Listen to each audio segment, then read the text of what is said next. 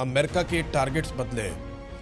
यानी जब उन्होंने ईरान के ऊपर अटैक किया तब वो कुछ और कह रहे थे, और इस वक्त जब ईरान रिटेलिएट कर रहा है तो वो कुछ और कह रहे हैं।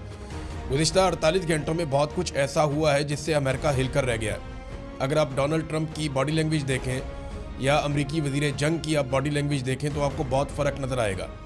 जिस दिन अमेरिका ने अटैक किया था ईरान के ऊपर इसराइल के साथ मिलकर, उस दिन डोनाल्ड ट्रंप शाम को एक पार्टी के अंदर डांस कर रहे थे। ये बड़ी महंगी पार्टी थी, दुनिया के बहुत अमीर लोग इसमें आए हुए थे। हत्ता कि इस पार्टी में शामिल होने के लिए $1 मिलियन तक भी लोगों ने खर्च किए। डोनाल्ड ट्रंप वहाँ पे रक्स कर रहे थे, बड़े खुश थे।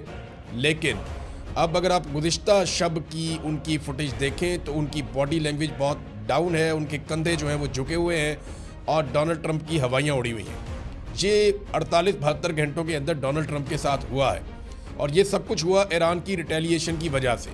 पहले जो ईरान के खिलाफ टारगेट थे अमेरिका के, वो क्या थे ज़रा ये आप ज़हन में रख लें, क्योंकि ये नेतन्याहू और अमेरिका ने मिलकर तय किए थे, डोनाल्ड ट्रंप ने। तो पहले जो टारगेट थे उनमें एक था रजीम तब्दील करना है ईरान के अंदर। ये सबसे बड़ा और मेन टारगेट था कि अपनी हुकूमत को ला के ईरान के अंदर इंस्टॉल करना, जिसके लिए रज़ा पहलवी को तैयार किया गया। उसका इंटरनेशनल मीडिया में इमेज बनाया गया, उसके इंटरव्यूज़ करवाए गए, और इस तरीके से रज़ा पहलवी सामने भी आ जाता है, बहुत सारे स्टेटमेंट्स भी देता है। तो कोशिश ये थी कि ईरान के अंदर रजीम तब्दील कर दिया जाए, पहला टारगेट ये था। और दूसरा टारगेट था कि ईरान को मुकम्मल तौर पे निहत्था कर दिया जाए, तमाम हथियार उनके तलफ कर दिए जाए, ये था दूसरा टारगेट। लेकिन अब ये टारगेट बदल गए हैं, और ये आपको पता चलता है एक तो अमरीकी नायब सदर JD वेंस उनके स्टेटमेंट से, और दूसरा जो अमेरिका के अंदर अब बयानात आ रहे हैं लगातार, उनसे आपको पता चलता है कि अमेरिका महदूद जंग लड़ना चाहता है। यानी ये उनके नायब सदर भी कह रहे हैं, और अमेरिका से सब लोग ये कह रहे हैं कि हम जंग तवील के अंदर जाना नहीं चाहते, और ज़मीन पे तो बिल्कुल ही नहीं उतरना चाहते।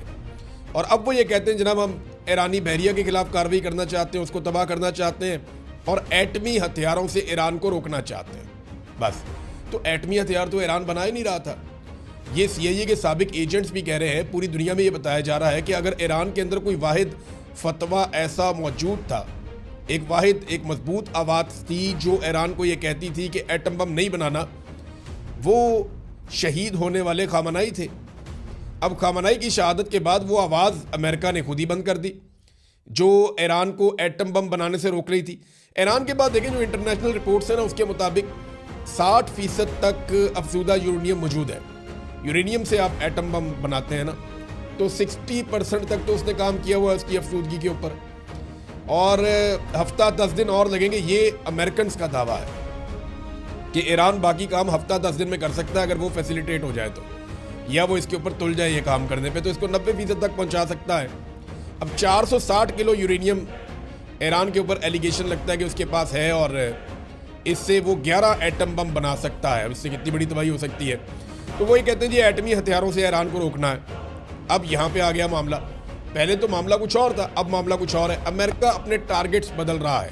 यानी चलो आप ये देख लेना कि अंगूर खट्टे हैं, ये मिसाल आपने सुनी होगी कि लोमड़ी छलांगे मारती है, जब वो नहीं काबू आते तो कहती है अंगूर खट्टे हैं। तो अमेरिका अपने असल टारगेट्स अचीव नहीं कर सका।